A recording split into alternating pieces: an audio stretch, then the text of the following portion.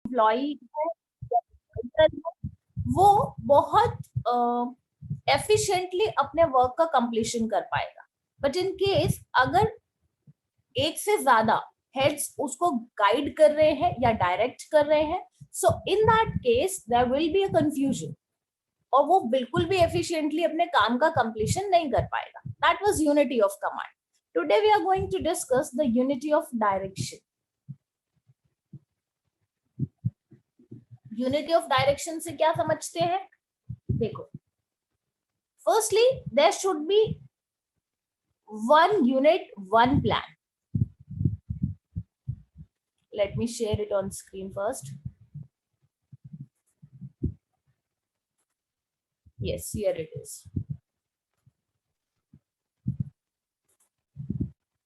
Is it clearly visible up to all?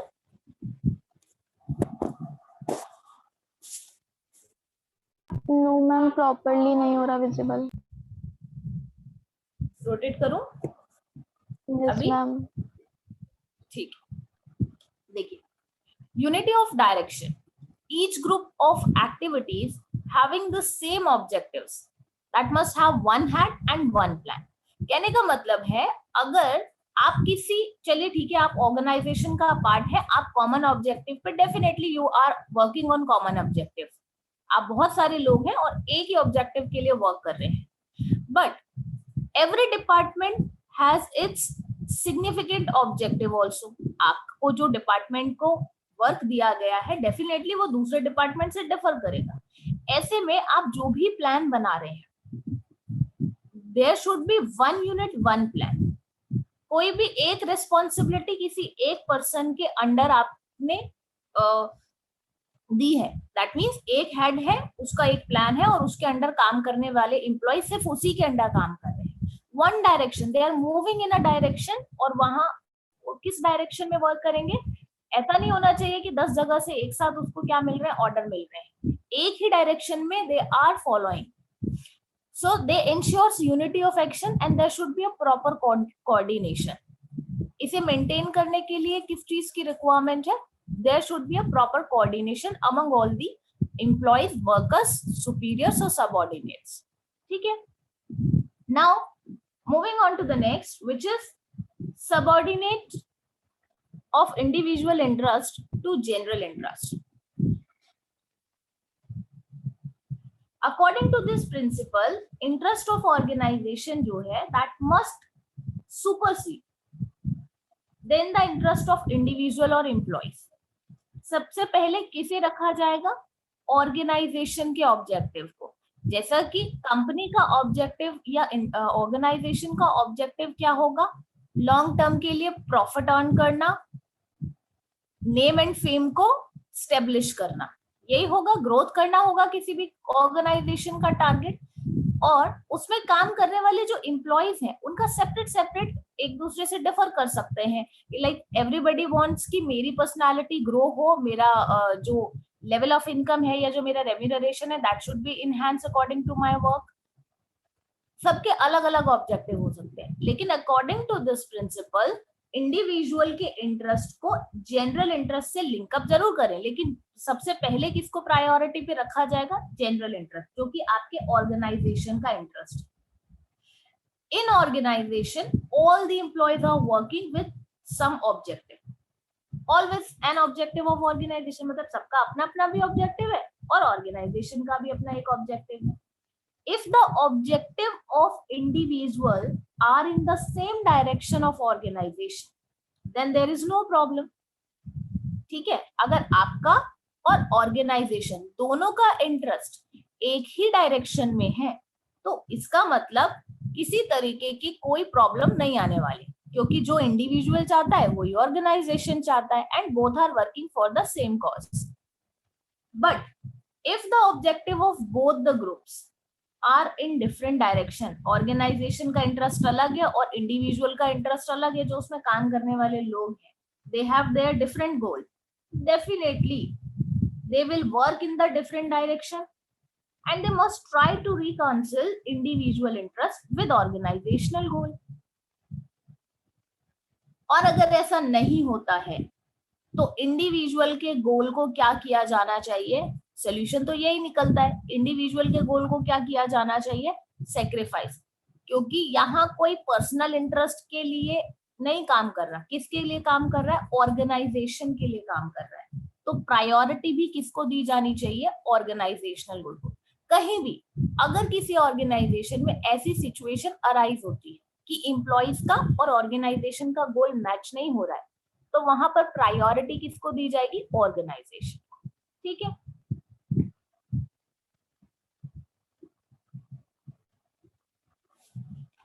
Next आता है आपका difference between unity of command and unity of direction. दोनों में क्या डिफरेंस है एक बार देख लेते हैं।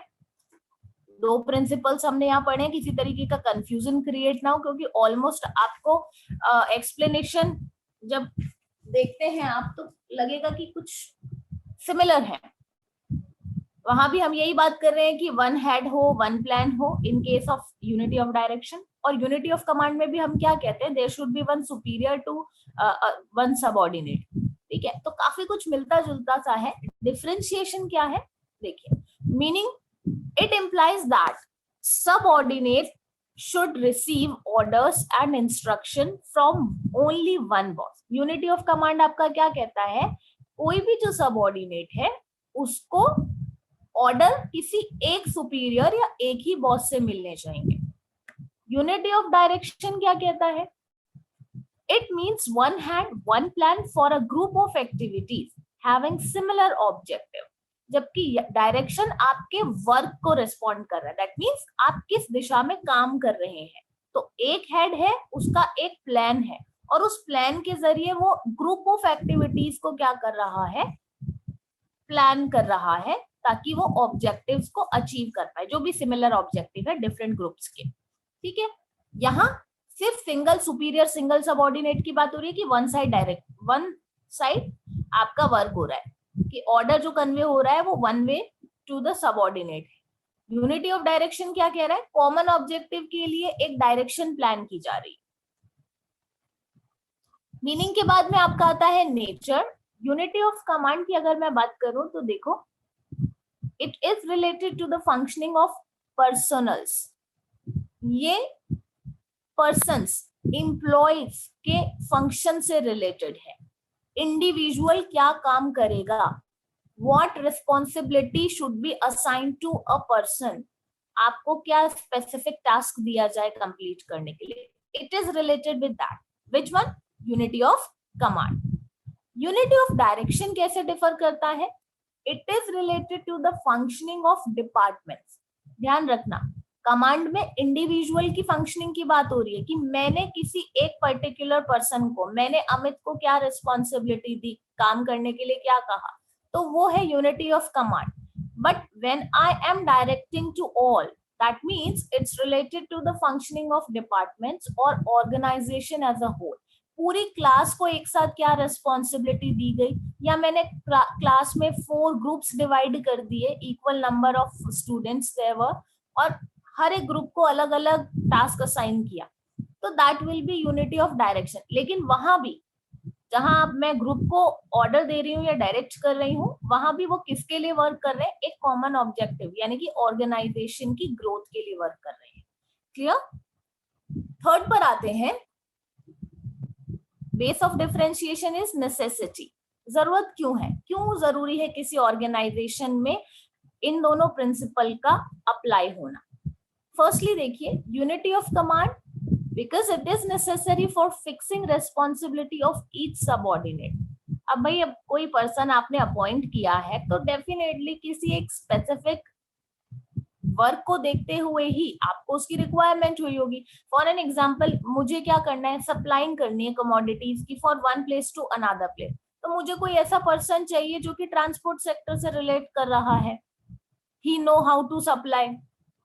ठीक है, मुझे पैकेजिंग के लिए किस तरीके के पर्सन चाहिए, जिन्होंने इस वर्क फील्ड में वर्क किया हो, who they have experience how to pack. तो बेसिकली राइट पर्सन आप अपॉइंट करेंगे उसके स्किल्स को देखते हुए। So that's why unity of command is important to apply in an organisation. It is necessary for fixing responsibility, हर एक के जॉब को फिक्स करना कि उसको कॉमन ऑब्जेक्टिव तो अचीव करना ही है, लेकिन वो क्या काम करेगा उस कॉमन ऑब्जेक्टिव को अचीव करने के लिए। यूनिटी ऑफ डायरेक्शन की अगर हम बात करते हैं, it is necessary for sound organisation. एक अच्छे ऑर्गेनाइजेशन के लिए किस तरीके से वर्क को डायरेक्ट किया जाना चाहिए या कोऑर्डिनेशन को मेंटेन किया जाना जरूरी है, उसके लिए आपका यूनिटी ऑफ डायरेक्शन अप्लाई होना is important.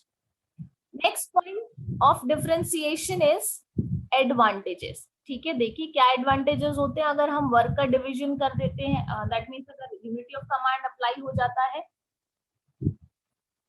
It avoids conflicts, confusion and chaos. That means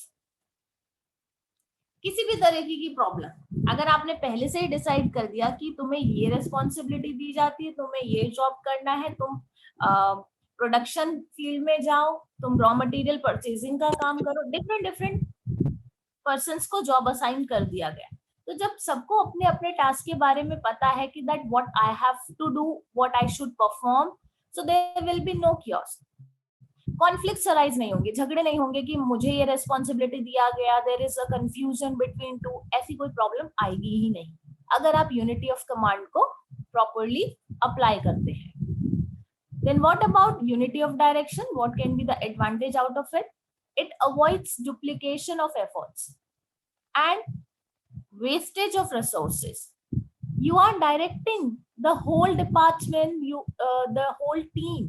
आप सबको एक साथ डायरेक्ट कर रहे हैं, यानी कि ये क्या कर रहा है, देखो फर्स्टली हमने क्या पढ़ा था कि ये ग्रुप या डिपार्टमेंट के लिए प्लान बना रहा है, ठीक है, यूनिटी ऑफ डायरेक्शन। तो ऐसे में आपके पास में जो भी अवेलेबल रिसोर्सेज है, if I am talking about कि मैं प्रोडक्शन की बात कर रही हूँ और उसके लिए रॉ मटेरियल लाया गया है, if I know to which department I should given the available resources, problem ही नहीं आएगी, ना ही वेस्टेज ऑफ रिसोर्सेज होगा, क्योंकि आपने डिपार्टमेंट वाइज डिस्ट्रीब्यूशन कर दिया।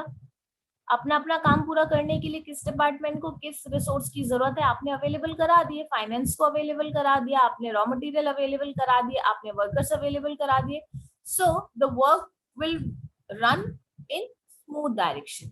ठीक है, the next topic is result. What will be the consequences if the principles unity of command and unity of direction apply in an organization? अगर किए जाते हैं तो क्या आपका रिजल्ट निकल के आता है? So unity of command results to a better superior or subordinate relationship because it is one subordinate और वन सुपीरियर के बीच का रिलेशन है। ठीक है, उनके फंक्शनिंग को डिसाइड करना है कि कौन पर्सन क्या काम कर रहा है, तो दो लोगों के बीच में, सुपीरियर और सबऑर्डिनेट के बीच में एक बेटर रिलेशनशिप को मेंटेन करता है।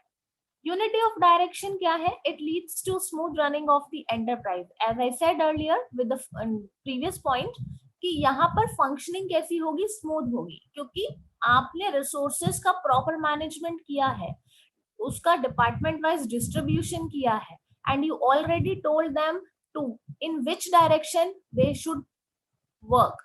सो when everything is clearly determined, तो it will be easy to grab it. ठीक है, यूनिटी ऑफ कमांड और यूनिटी ऑफ डायरेक्शन में यही डिफरेंसेस है। So there should not be any confusion कि एक जैसा सा साउंड करता है तो शायद कोई एक ही प्रिंसिपल है, नहीं, वो differs with each other. I hope it's clear up to all. Yes, ma'am. ऐसा अगर कोई भी पॉइंट है जो हमें समझ में नहीं आया तो बेटा पूछ सकते हैं।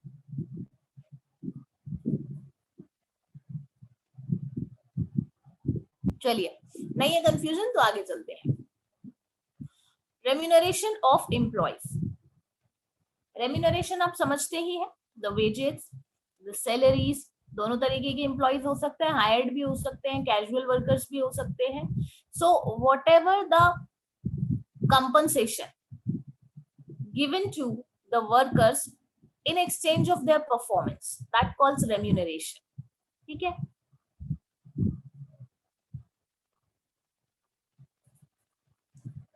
So the overall pay and compensation should be fair to both employees and the organization.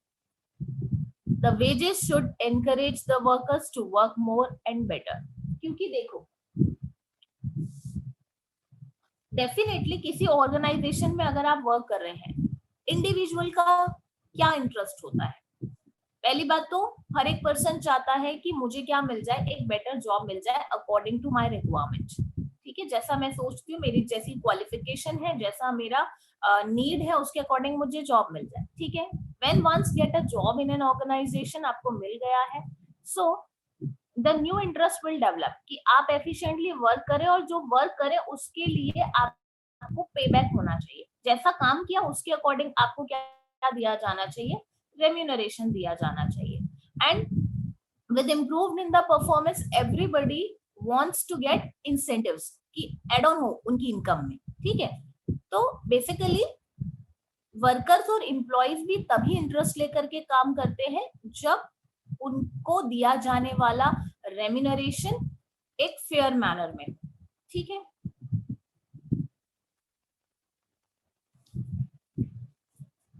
So firstly पे fair and adequate wages and salary. तो पहली चीज क्या है कि जो भी सैलरी या वेजेस आप पे करेंगे that should be in fair means. अच्छा, वेजेस को लेकर के क्या होता है, आपके वेज लेबर के जो एक्ट बने हैं, मिनिमम वेज एक्ट जिसको हम बोलते हैं, कि वर्कर्स अगर काम कर रहे हैं तो उनको इस मिनिमम अमाउंट से नीचे या कम अमाउंट पे नहीं किया जाना चाहिए। Only then it will be called as fair remuneration to them, ठीक है। So pay fair and adequate wages and salary. Secondly, pay fair wages so that employees can maintain minimum standard of living. At least उन्हें इतना पे किया जाना चाहिए जिससे कि उनका जो स्टैंडर्ड ऑफ लिविंग है वो मेंटेन रहना चाहिए, सोसाइटी में वो एक अच्छा अपना लिविंग स्टैंडर्ड मेंटेन कर पाए, एटलीस्ट इतना उन्हें पे किया जाना चाहिए। One more thing, with increase in profit, अगर ऑर्गेनाइजेशन को किसी तरीके का प्रॉफिट अर्न होता है और इससे ऑर्गेनाइजेशन का वेलबींग होता है, उसे प्रोस्पेरिटी मिलती है, उसे रिकॉग्निशन मिलती है, आपका ऑर्गेनाइजेशन फेमस हो जाता है, सो इन दैट केस किसी भी ऑर्गेनाइजेशन की ग्रोथ में कंट्रीब्यूशन इक्वली होता है वर्कर्स और एम्प्लॉइज का भी, along with the superiors. So definitely profit में भी उनका शेयर होना चाहिए। If company is gaining a lot, so they should enhance the wages or the salary of employees too. Sharing of gains with employees किया जाना चाहिए, ठीक है।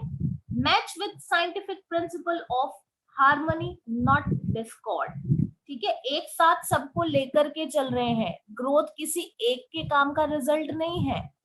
There should be harmony, peaceful environment हो किसी तरीके का, उनमें डिफरेंशिएशन इस बेसिस पर नहीं आना चाहिए।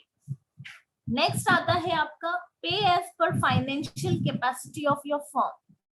जैसी फाइनेंशियल कैपेसिटी फर्म की है उसके अकॉर्डिंग आप एम्प्लॉइज या वर्कर के रेम्यूनरेशन को प्री डिसाइड करें। जैसी आपकी कंपनी उसके अकॉर्डिंग वेजेस और पेमेंट होना चाहिए एम्प्लॉइज या वर्कर्स का। Employees are not working only for happiness in organization, they are working for remuneration. आपका वर्किंग एनवायरनमेंट अच्छा होना it's not enough. Working environment अच्छा है लेकिन कोई आपको सैलरी कम दे रहा है, काम तो आपसे बहुत ले लिया जाता है, आपको एक अच्छा सा एम्बियंस बना करके दे दिया गया है कि ठीक है काम करने के लिए जब आप बैठे हैं तो यू विल फील फ्रेश और आप बहुत एफिशिएंसी से अपने काम को करते हैं। लेकिन अगर उसका रिजल्ट एक अच्छा पैकेज नहीं होगा, एक अच्छी सैलरी आपको नहीं दी जा रही है, तो जो भी आपने किया उस पर से आपका इंटरेस्ट बहुत जल्दी ब्रेक हो जाएगा।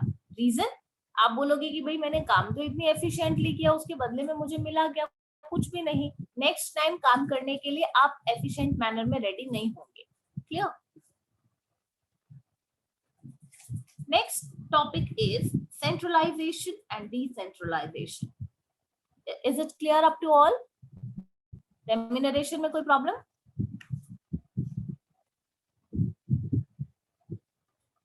चलें आगे।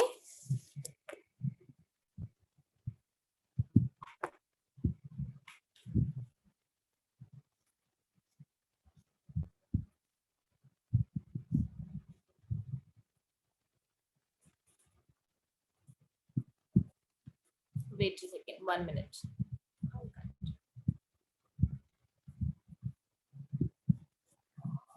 Fine. The next thing is centralisation and decentralisation. पहले तो मुझे मीनिंग बताइए, ये तो आपने कई बार पढ़ा होगा, सेंट्रलाइजेशन क्या होता है, डिसेंट्रलाइजेशन क्या होता है।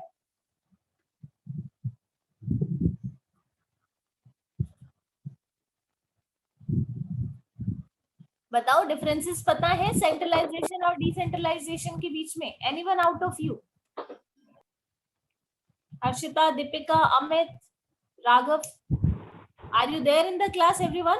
Yes, ma'am. Ma'am, the concentration of power only in few hands. Only few people are able to do the work, yeah, to control something. अच्छा, तो the meaning of centralization. Top level. Centralization. Okay. हाँ दीपिका बोलो। Ma'am decentralisation में authority सिर्फ top level पे नहीं होती, उनके सबऑर्डिनेट्स में भी होती है। यस, देखो किसी भी कंपनी में प्रॉपर सेंट्रलाइजेशन और डिसेंट्रलाइजेशन, मतलब ऐसा नहीं होना चाहिए कि प्रॉपरली सिर्फ सेंट्रलाइजेशन है या ओनली डिसेंट्रलाइजेशन है। अगर there will be a combination of both, then only the firm will perform efficiently or it gets successful.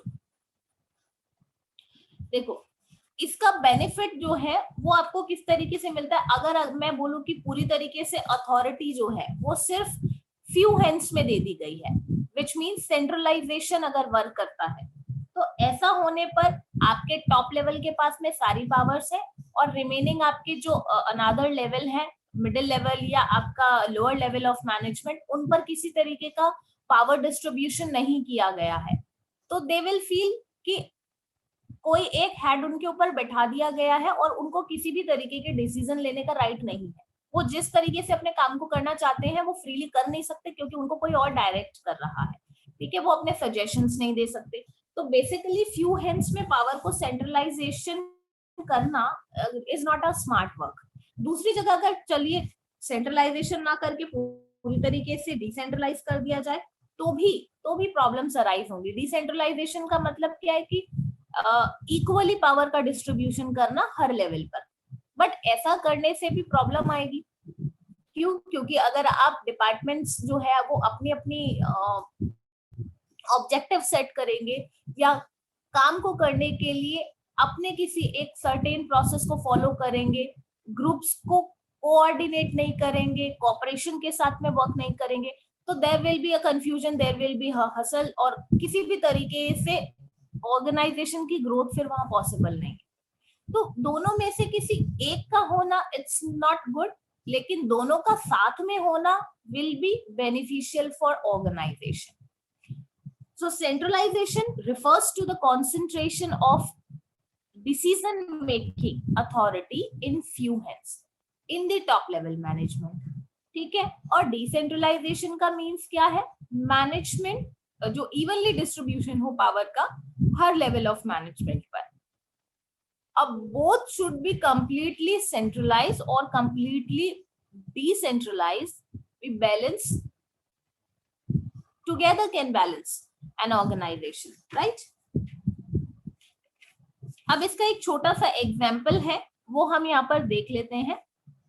Panchayat in our country have been given more power to decide and spend funds granted to them by the government for welfare of villagers. This is decentralization at national level. एक तो देखो आपको ये higher authority वाला तो समझ में आ जाना चाहिए कि किसी भी ऑर्गेनाइजेशन में जो भी डायरेक्टर्स होते हैं, बोर्ड ऑफ कंट्रोल होता है, डिसीजन मेकिंग अथॉरिटी होती है, वो आपका सेंट्रलाइजेशन है। डिसेंट्रलाइजेशन का एक एग्जांपल यहाँ पर दिया गया है कि जैसे सेंट्रल गवर्नमेंट सेंटर में है, ठीक है, उसके बाद में आपका स्टेट गवर्नमेंट आ गया, उसके बाद में आपका ब्लॉक या डिवीजन पर आ गए, तो पंचायत जो है हमारी कंट्रीज में, they have given more power to decide, उनको फंड्स दिए गए हैं, उन्हें पावर्स भी दिए गए हैं कि जो भी उनका एरिया ऑफ ऑपरेशन है या जो भी उनका वर्क फील्ड है उसमें वो विलेजेस के वेलफेयर को लेकर के अपने डिसीजंस ले सकते हैं, अदर देन द सेंट्रल और स्टेट गवर्नमेंट। जो कुछ भी उनके थ्रू लिए गए हैं उनको छोड़ करके अपने विलेज के वेलबींग के लिए जो पंचायत है वो डिसीजंस ले सकते हैं। पॉजिटिव इफेक्ट्स क्या होते हैं इनकी, देखिए, benefit of centralisation as well as decentralisation. Centralisation के भी फायदे हैं क्योंकि आप पर कंट्रोल रहता है, किसी भी तरीके का मिसमैनेजमेंट या अगर एम्प्लॉयज डिसिप्लिन में नहीं है तो उन्हें कंट्रोल करने के लिए सेंट्रलाइजेशन जरूरी है। तो सेंट्रलाइजेशन के अपने फायदे हैं। डिसेंट्रलाइजेशन का मतलब ये है कि आप अपने जो भी डिपार्टमेंटल हेड्स हैं यानी कि जो एफिशिएंट पर्संस हैं उनकी नॉलेज को सप्रेस ना करते हुए you are giving them an opportunity कि दे शुड कम आउट और उनको अपने प्लान्स रखने चाहिए और उनको भी लिबर्टी आप दे रहे हैं कि अपने आइडियाज जो है, आपके थॉट्स जो है, आप किस तरीके से उन प्लान्स को एग्जीक्यूट करते हैं और कैसे सक्सेस अचीव करें, उसके लिए आपने उनको थोड़ी लिबर्टी दी है। ठीक है, हमारा मानो, लेकिन आपके अपने प्लान से अगर वेलफेयर के लिए तो आप उन्हें भी अप्लाई कीजिए। तो both are beneficial for the growth of organisation. Fast decision at operational level at strict control by top level. अब देखो इस तरीके से क्या हो जाता है कि अगर मैं बोल रही हूँ कि सेंट्रलाइजेशन है, लाइक आपके पास में कोई राइट नहीं है, सिर्फ टॉप लेवल मैनेजमेंट के पास में राइट है। इन दैट केस छोटे से छोटे डिसीजन के लिए भी टॉप लेवल मैनेजमेंट को परेशान होना पड़ेगा। अब देखो यहां पर हम बात कर रहे थे कि सेंट्रल गवर्नमेंट को हम मान लेते हैं top level management, state government को मान लेते हैं हम मिडिल लेवल मैनेजमेंट, और पंचायती राज इंस्टीट्यूशंस जो है आपके जिसमें आते हैं ब्लॉक लेवल पर या डिस्ट्रिक्ट लेवल पर, उससे नीचे अगर हम आ जाते हैं तो आपका आ गया पंचायती राज। अब देखो सेंट्रल गवर्नमेंट अगर सेंट्रलाइजेशन ऑफ पावर का यूज कर रही है तो यहाँ पर मिड वाले जितने भी लोग हैं उनका होना ना होना बराबर है। विलेजेस में एक्चुअली सिचुएशन क्या है इसकी प्रॉपर नॉलेज किनको होगी, पंचायत। लेकिन पंचायत के पास में अगर अथॉरिटी नहीं है, राइट्स नहीं है टू टेक डिसीजन, तो डेफिनेटली उस काम को, उस प्रॉब्लम को सेंट्रल गवर्नमेंट तक पहुंचते पहुंचते बहुत टाइम लगेगा। और अगर सेंट्रल गवर्नमेंट उस पर कोई डिसीजन लेती है तो उसे विलेजेस तक पहुंचते हुए टाइम लगेगा, क्योंकि बीच में जो भी लेवल ऑफ मैनेजमेंट है वो तो किसी काम के ही नहीं होते सेंट्रलाइजेशन में, उनके पास में कोई अथॉरिटी नहीं है, कोई पावर नहीं है। So in that case whatever the decision will be taken for the welfare, they will be delayed decision, time पर नहीं हो पाएंगे कभी भी। ठीक है, तो ऐसी प्रॉब्लम से बचने के लिए सेंट्रलाइजेशन और डिसेंट्रलाइजेशन दोनों को साथ में अप्लाई करना कैसे फ्रूटफुल है। अगर डिसेंट्रलाइजेशन है इसका मतलब पंचायत के पास भी क्या है, अपने प्लान्स बनाने और उन्हें एग्जीक्यूट करने का राइट है। अब ऐसे में अगर विलेजेस में कोई प्रॉब्लम आती है किसी भी तरीके की, तो पंचायत अपने प्लान्स बना लेगी और इन्फॉर्म कर देगी टॉप लेवल मैनेजमेंट को कि these are the plans, we need funds to execute them. अब सेंट्रल गवर्नमेंट का काम क्या है, सिर्फ सुपरविजन का काम है या कंट्रोलिंग का काम है, क्योंकि उसको पता है कि मैनेजमेंट का काम तो खुद संभाल लिया है पंचायत ने, I have to give in only decision. ठीक है, सो ऐसा करने से डिसीजन क्या होंगे, फास्ट होंगे। प्लान रेडी है, उधर से सिर्फ फंड आने बाकी है, जैसे ही फंड आया आपका काम स्टार्ट, तो किसी भी तरीके का वहां पर डिलेड डिसीजन नहीं था और जैसा आपको टाइमली मैनेजमेंट चाहिए था वो मिल जाएगा। So when both the things applied together, it results into benefit for the organization.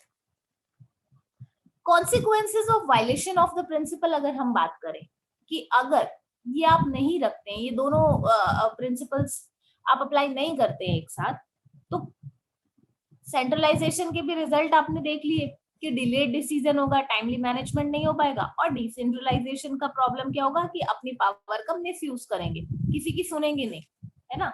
अगर सेंट्रल कुछ कह रहा है तो ठीक है, आपके पास होंगी पावर कहिए, बट हमारे पास भी है तो हम तो वही यूज करेंगे। तो डेफिनेटली दोनों ही अगर सिंगल सिंगल वर्क करते हैं, सेपरेट सेपरेट वर्क करते हैं, तो it can be problematic, but when they come together तो definitely it will result into the growth of organisation. Moving on to next, यहां तक किसी को कोई भी प्रॉब्लम है बेटा पूछ सकते हैं। Yes, any problem?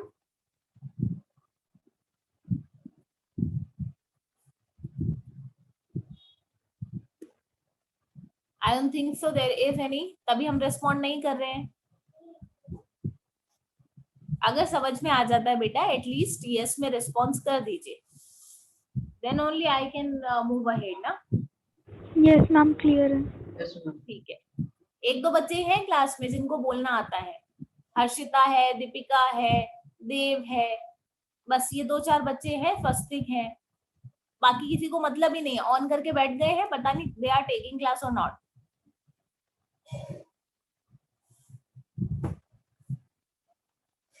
B active in the class, otherwise next week से मैं यही करने वाली हूँ। और इतना ध्यान रखना कि एग्जाम्स आ रहे हैं, एक भी चीज मिस हुई, you will be responsible for yourself. मैं नहीं बताने वाली हूँ ऐसे बच्चों को कि what type of question I will give in the examination और what will be the marking pattern. और ये मत सोचना इधर उधर से पढ़ करके हम पास हो जाएंगे। What the teacher can gives you, nobody can. दिमाग लगाते रहना 10 तरीके का, नहीं समझ में आएगा तो फिर नहीं आएगा। एंड प्लीज डोंट एक्सपेक्ट कि मैंने यहाँ कुछ पढ़ा दिया और फिर एग्जाम्स के आने से पहले मैं रिवाइज करवा दूंगी आपको। For absentees I am so sorry, that was not my fault. If you are not taking class that's your fault. कुछ बहुत जेन्युइन रीजन है तो you can contact, you can tell us previously कि ma'am मेरे साथ ये problem है and that's why I will not able to attend, I am not able to attend the class for 2-3 days, जो भी है आपका। एक्सपेक्ट भी मत करिएगा कि मैं रिवाइज करवाऊंगी। और थर्सडे का भूलिएगा मत, टेस्ट है, oral test, it's compulsory to attend for all. जिन्होंने नहीं किया और अगर एब्सेंट है तो बेटा मैं नहीं देने दूंगी टेस्ट UT1, ध्यान रखना इस बात को। ओरल टेस्ट जब आप देंगे your camera should be open. अब मुझे मत बोलना कि उस दिन हम ऐसे थे वैसे थे, मैं कैमरा ऑन नहीं कर सकता हूँ, मैं यहाँ नहीं बैठा हूँ वहां नहीं बैठा हूँ, पहले से ही बता दिया है। नेक्स्ट क्लास में टेस्ट है, ओरल टेस्ट, उसके अकॉर्डिंग प्री डिसाइड कर लेना कि आपकी सिटिंग कहाँ है और कैमरा अपने आप को फेस करता हुआ आप रखेंगे। वरना मेरे लिए तो कहाँ से तुम आंसर कर रहे हो, बुक में देख रहे हो, किधर से पढ़ रहे हो, क्या पता चलता है। कैमरा ऑन रहना चाहिए जब भी आप ओरल देंगे। चलिए, कोई फायदा नहीं है टाइम वेस्ट करके, आगे बढ़ते हैं। स्कॉलर चेन, देखो स्कॉलर चेन जो है वो बहुत इंपॉर्टेंट है, मार्क करो इस पे, कई बार क्वेश्चन पूछा जाता है, ज्यादातर पूछा जाता है, that's important. So principle of scholar chain, what it presents, it is a formal line of authority between superior or subordinate from the highest to the lowest rank is known as scalar chain. Fayol जो है वो insist करते हैं कि ये जो chain है that must be followed strictly in the organization. उनका मानना है स्केलर चेन कंपल्सरीली हर एक ऑर्गेनाइजेशन में फॉलो किया जाना चाहिए। This chain should not be violated, but in emergency, employees at same level can contact through the gangplank by informing. ठीक है, देखो स्केलर चेन मतलब ब्रेक नहीं होना चाहिए। ब्रेक नहीं होना चाहिए का मतलब जिस तरीके से आपको यहाँ पे दिखाई दे रहा है कि ABCDEF, इस तरीके से आपकी एक चेन फॉर्म की गई है। ये इस साइड पर आप देखते हो, लेफ्ट हैंड साइड पर FDB ये आपको नजर आ रहा है, राइट हैंड साइड पर आप देखेंगे GEC। एक दूसरे के साथ में कम्युनिकेट करते हुए आप हायर अथॉरिटी तक अपनी रिपोर्ट देते हैं और हायर अथॉरिटी जो है वो अपना ऑर्डर भी इसी तरीके से एक प्रॉपर वे ऑफ कम्युनिकेशन को मेंटेन करते हुए आगे बढ़ाते हैं। ठीक है, इनके बीच में ये क्या है, एक ब्रिज बना हुआ है और वो ब्रिज मेंटेन रहना चाहिए। ऐसा नहीं है कि एफ डायरेक्टली स्किप करके अपनी इंफॉर्मेशन ए के पास में पहुंचा रहा है, डायरेक्ट कोशिश कर रहा है हायर अथॉरिटीज से डील करने का या उनको रिपोर्ट करने का, और बीच के जो लोग हैं उनकी इंपॉर्टेंस को वो उसके लिए मायने नहीं रखती है। तो ऐसे में क्या हो जाता है कि वो जब चेन ब्रेक होगा तो प्रॉब्लम अराइज हो जाएंगी, कंफ्यूजन होगा। हो सकता है कि जो बात एफ वहां लेकर के जा रहा है वही रिपोर्ट फिर डी भी दे रहा है, वही रिपोर्ट बी भी दे रहा है, so there will be a confusion. और ए जो है उसको समझ में आ जाएगा कि भाई जो नीचे मेरे सबऑर्डिनेट्स हैं उनके बीच में कम्युनिकेशन गैप है और वो एक साथ वर्क नहीं कर रहे हैं, और वो ऑर्गेनाइजेशन के लिए एक अच्छा साइन नहीं है। So according to the scalar chain principle of E wants to contact, मतलब बेसिकली मैं यहाँ के अकॉर्डिंग देखती हूँ, आपके बुक के अकॉर्डिंग भी बहुत डायग्राम यहाँ पे गिवन है, बट आप इसे समझें। So according to this F जो है आपका वो D को क्या करेगा, they will move towards D।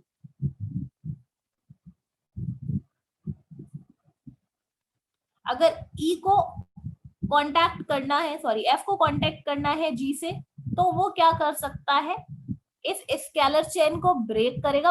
If in case ये बहुत इमरजेंसी की सिचुएशन में अप्लाई होगा ये गैंगप्लैंक जो है, ठीक है। एफ अगर डायरेक्टली रिलेट करना चाहता है जी से, या डी जो है वो रिलेट करना चाहता है ई से, आपस में कोई कांटेक्ट करना चाहते हैं, तो गैंगप्लैंक अप्लाई हो जाएगा only in case of severe emergency. बहुत ज्यादा प्रॉब्लमेटिक सिचुएशन आ गई है और तब जाकर के ये जो गैंगप्लैंक है वो परमिट करते हैं फ्यूल, ठीक है। अदरवाइज अगर कोई ऐसी सिचुएशन नहीं है, नॉर्मल केस है, तो आप किस तरीके से जाएंगे, एफ डी के पास में अपना डी को कम्युनिकेट करेगा, डी बी से करेगा, बी ए से करेगा, then A C to E to G. हाँ बेटा। मैम अगर डायरेक्ट इंफॉर्मेशन भी पहुंच रही है एफ से ए तक, तो मैम इसमें भी क्या प्रॉब्लम है?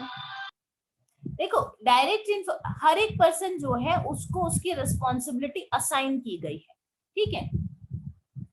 अब एक बहुत छोटे से टास्क की मैंने अगर किसी पर्सन को दिया है, एफ को दिया है, जो कि एक वर्कर है, और ए पर बैठे हैं बोर्ड ऑफ डायरेक्टर्स, ठीक है। वर्कर का काम क्या है, अपने सुपीरियर को बताना कि दैट आपने मुझे जो काम दिया मैंने वो कंप्लीट कर लिया। अब वो फाइनल रिपोर्ट तो नहीं बना सकता ना उस वर्क की, क्योंकि वो तो डिपार्टमेंटल हेड्स के अंडर वर्क कर रहा है। आपका जो काम है उसकी नॉलेज सिर्फ आपके हेड को होनी चाहिए। हेड जो प्लान करेगा, या हेड के पास में क्या है, सारे एम्प्लॉइज की रिपोर्ट है। आप एक यू आर अ सिंगल और इंडिविजुअल पर्सन, आपके अकेले के इंडिविजुअल के वर्क का एक को क्या काम है, उसके पास में तो क्या जानी चाहिए, एक कंप्लीट रिपोर्ट जानी चाहिए।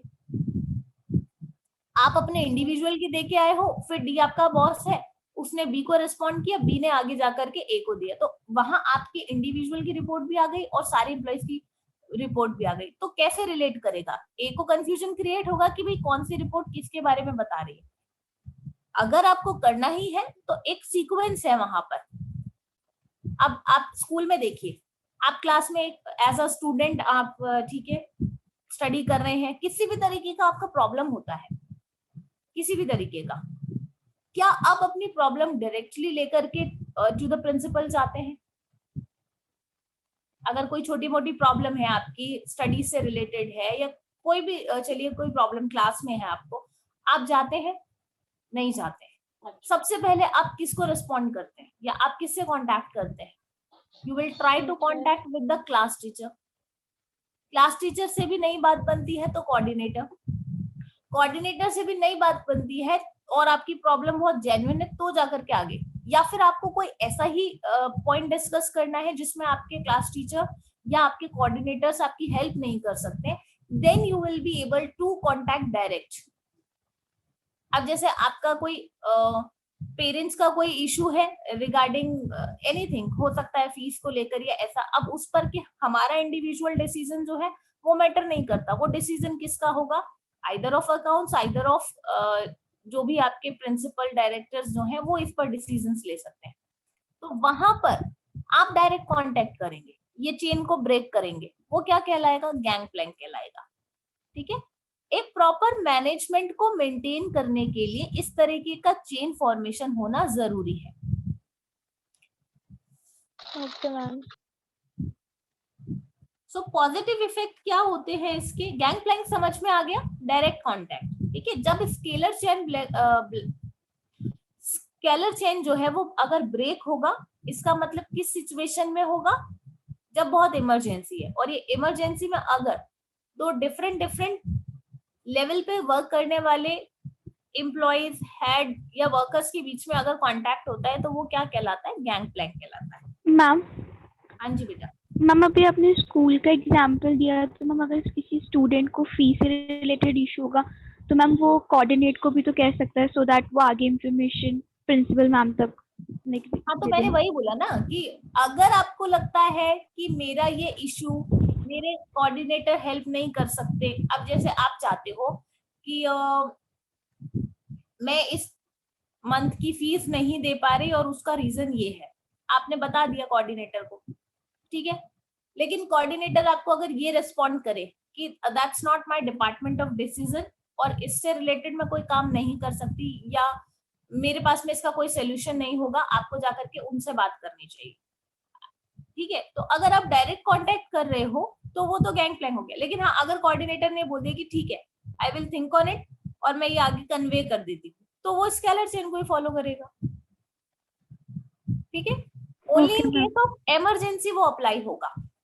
लगता है कि ये तो मेरी हेल्प हो ही नहीं सकती, बाकी सबके थ्रू मेरी ये इन्फॉर्मेशन अगर वहां तक जाती है तो भी कोई फायदा नहीं है, वो टाइम ही लगेगा, लेकिन इनके पास में कोई अथॉरिटी नहीं है, ये मेरा कोई सोल्यूशन नहीं तैयार कर सकते, तो मुझे डायरेक्टली कांटेक्ट करना चाहिए। उस केस में जाकर के आपका गैंगप्लैंक अप्लाई होगा।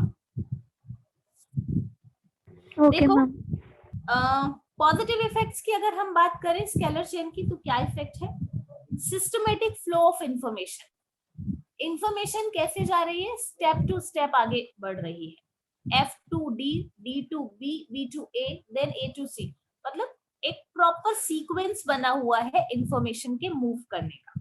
ठीक है, तो वो फ्लो बना रहता है और हर डिपार्टमेंट को, हर एक पर्सन को उस आपके ऑब्जेक्टिव से रिलेटेड, आपके टारगेट से रिलेटेड जो भी रिक्वायर्ड इंफॉर्मेशन है वो सबको मिल जाएंगी।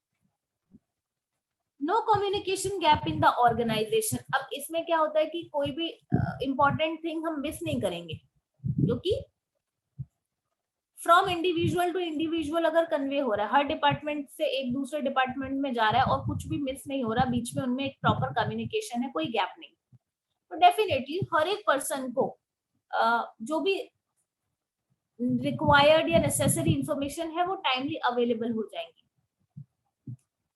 अगर मैनेजमेंट प्रॉपरली है, टाइमली इंफॉर्मेशन मिल रही है, तो जो वर्क असाइन किए गए हैं उनका कंप्लीशन भी कैसा होगा? Within the certain time period जो कि आपने डिसाइड किया है। और अगर वर्क कंप्लीशन होगा टाइमली, तो डेफिनेटली वो आपके ऑर्गेनाइजेशन की ग्रोथ को लेकर के आएगा। If there will be violation of the principle of management, अगर यहाँ पे इस प्रिंसिपल का वायलेशन होता है तो डेफिनेट सी बात है भाई, अभी हमने बात की कि कम्युनिकेशन गैप नहीं होता, लेकिन अगर मैं बोलूं कि ब्रेक कर दिया हमने, एफ से डायरेक्टली बी पे चले गए, बी के साथ में दोनों की कोई लड़ाई है और उसको ध्यान में रखते हुए दोनों ने क्या किया, भाई इसको नहीं बताएंगे कि क्या काम हो रहा है क्या नहीं हो रहा, हम दोनों आपस में क्या कर लेते हैं, उस वर्क को डिस्कस कर लेते हैं। एफ ने अपना काम किया, बी को बता दिया और डी को बीच में से क्या कर दिया, स्किप कर दिया। अब ऐसे केसेस में क्या हुआ? Communication gap. कम्युनिकेशन गैप आया तो उससे डी की परफॉर्मेंस खराब, डी के साथ में डेफिनेटली अगर डी की खराब होगी तो उसका इम्पैक्ट बी या एफ पे भी पड़ना ही है। ओवरऑल उसका एक नेगेटिव इम्पैक्ट किस पे जाएगा? ऑर्गेनाइजेशन पे जाएगा। ठीक है, no clarity in authority, responsibility, relationship, और किसी तरीके का आप, हाँ जी बेटा बोलो। मैम अगर कंप्लेनिंग प्रोसेस भी होगा, अगर कोई कंप्लेन या फिर कुछ इश्यूज होंगे तो मैम वो भी गैंगप्लैंक में आएगा क्या? कंप्लेन्स अगर होंगी तो गैंगप्लैंक नहीं। देखो जनरली क्या होता है कि कंप्लेन्स जो हैं वो भी आपके स्केलर चेन को फॉलो करती हुई जाती है। जैसे कि एक आपका एक डिपार्टमेंट है और उसके अंदर काम करने वाले वर्कर्स की कुछ डिमांड है कि वो जिस मशीनरी पे काम कर रहे हैं वो मशीनरी बहुत पुरानी हो गई है और उनको अब क्या चाहिए, रिप्लेसमेंट चाहिए। तो पर्टिकुलर किसी एक डिपार्टमेंट की प्रॉब्लम है, वो सबकी नहीं है। तो उस डिपार्टमेंट का हेड जो है वो इंफॉर्मेशन डायरेक्टली पहुंचा सकता है, ठीक है। लेकिन अगर हर एक डिपार्टमेंट में नीचे काम करने वाले जो वर्कर्स हैं उनको वेजेस को लेकर के प्रॉब्लम है, तो ये सबका इशू है, फिर वो एक प्रोसीजर फॉलो करते हुए यानी कि स्केलर चेन फॉलो करते हुए जाएंगे। लेकिन पर्टिकुलरली किसी एक ही डिपार्टमेंट का है और उनको किससे रिलेट करना है, फाइनेंस से रिलेट करना है, तो बाकी सारे लोगों को बीच में आने की जरूरत नहीं है, वो डायरेक्टली क्या कर सकते हैं, फाइनेंस डिपार्टमेंट के पास में प्रॉब्लम लेके जा सकते हैं, ठीक है। Okay ma'am. तो यहाँ पे हमने क्या हमने डिस्कस किया कि स्केलर चेन जो है वो क्यों इंपॉर्टेंट है, कम्युनिकेशन गैप ना हो किसी तरीके का, और एक इंफॉर्मेशन का एक सिस्टमेटिक फ्लो जो है वो बना रहे, ठीक है।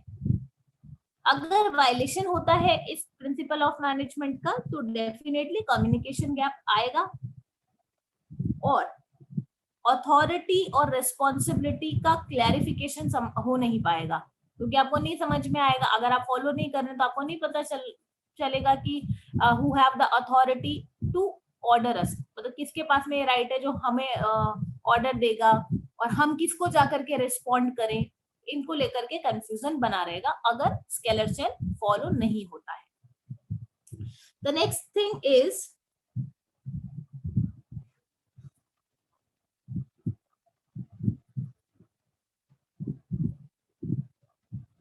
नेक्स्ट प्रिंसिपल ऑफ मैनेजमेंट पर हम आ जाते हैं, which is principle of order.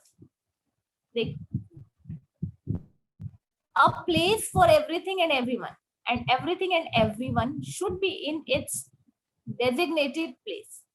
People and material must be in suitable places at appropriate time for maximum efficiency.